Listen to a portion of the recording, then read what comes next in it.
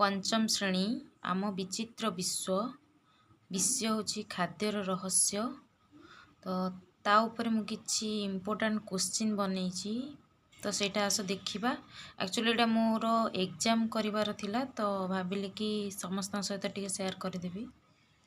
देख first question, 3 दिन धरी टिफिन बक्स रे रही जाइथिबा पाउरुटी रे दिशा कोन परिवर्तन देखिला। सेकेंड क्वेश्चन, अणुजीव काहाकू कुहा जाए। थर्ड क्वेश्चन, फिंपी गुड़िक अति क्षुद्र हेले मध्य पाउरुटी उपरे से गुड़िक खाली आखिरे काहींकी देखी हुए। 4 नंबर क्वेश्चन, अणुजीव आमर की उपकार करती। तापर नंबर, खाद्य को संरक्षण करी रखिबार सहज उपाय कौन। दिशार माँ और बापा लंका को काहींकी सुखाउथिले। अणुजीव मानक वृद्धि पाई केउ केउ उपादान आवश्यक। पूर्व काल रे लोक माने खाद्य को बहुदिन पर्यंत सुरक्षित रखिबा पाई केउ केउ जिनिसर व्यवहार करुथिले।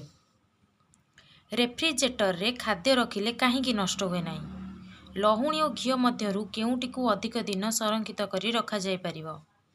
नेक्स्ट एटा देखंतु किछि डैश पूरण टाइप क्वेश्चन रहिछि। खाद्य गिळिबा समय पाटिरु बाहरथिबा डैश खाद्य हजम प्रक्रिया रे सहाय्य करे।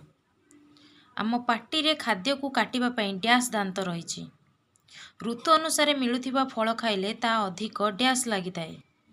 दांत को डैश भाग रे विभक्त करा जाइछि। आ मात्र गोटे क्वेश्चन अछि, बजाररू पनीपरिबा किनिबा समय आमे केउ प्रकार रो परिबा बाछिबा उचित।